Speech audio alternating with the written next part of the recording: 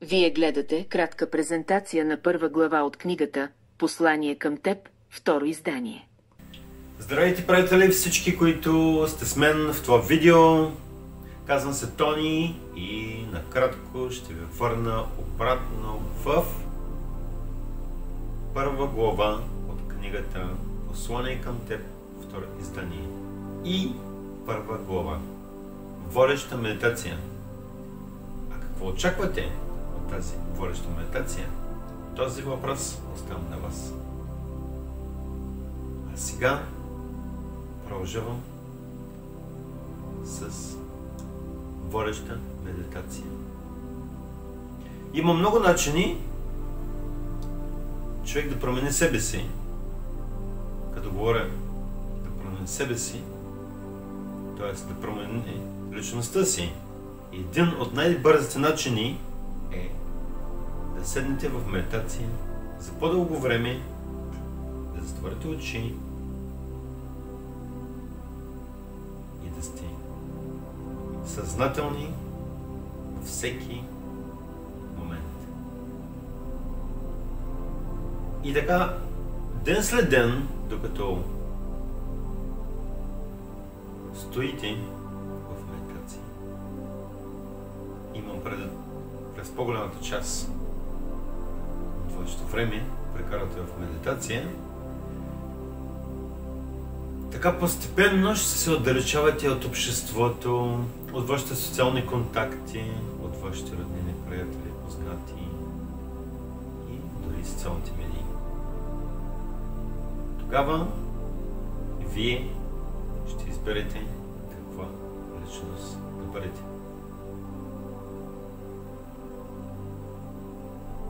Освен това, вие трябва да сте наясно с това, което искате да бъдете, преди да започнете. И продължавам с първа глава, но ще ви цитирам една мисъл. Седни, запали се свеж и медитирай, докато свещта изгори пред теб. А сега накратко ще ви разкажа какво се случи в една от моите водещи медитации. Готови ли сте да чуете тази история? Продължавам с нея. Беше вечер.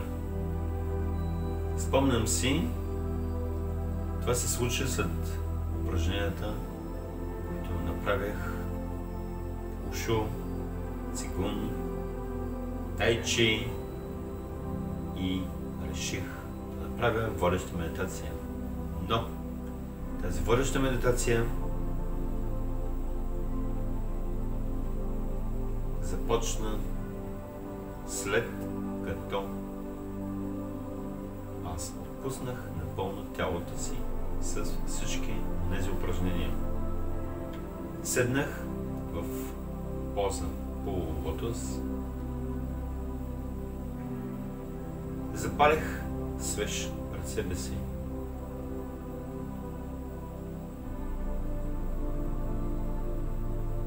Затворих очи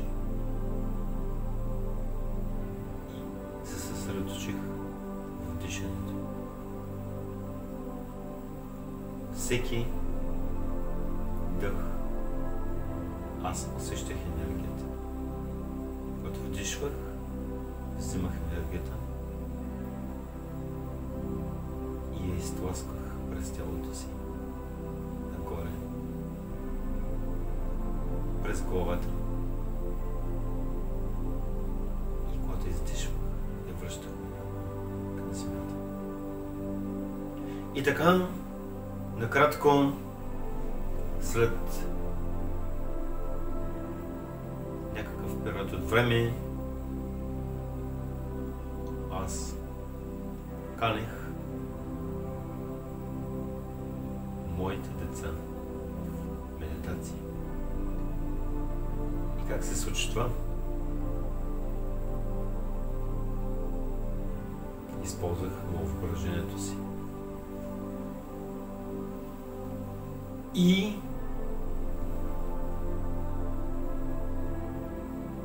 Първо се появи моя син Томи.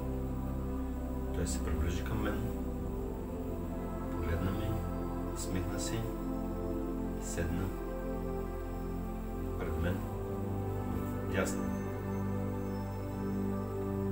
Седна на колени.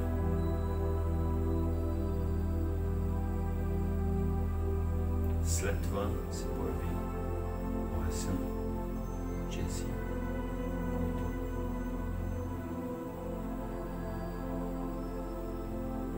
също ми се усмихна. Аз му посочих в медитация. Седни вляво от мен. Двете миродушици седяха кротко и очакваха моите инструкции. Тогава показах, че е време те да затворят очи, да обърнат внимание на всяко вдишване и издишване, да започват по-бавно и по-дълбоко да вдишват. И с всяко издишване да се освободят от всички негативни мисли.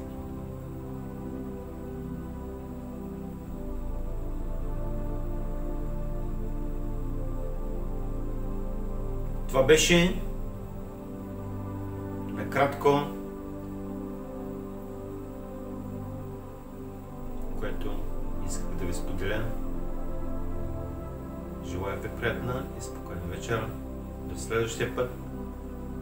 И вероятно може да чуете и продължение към първа глава. Желая ви всичко добро. Приятна и спокойна вечер. Благодаря.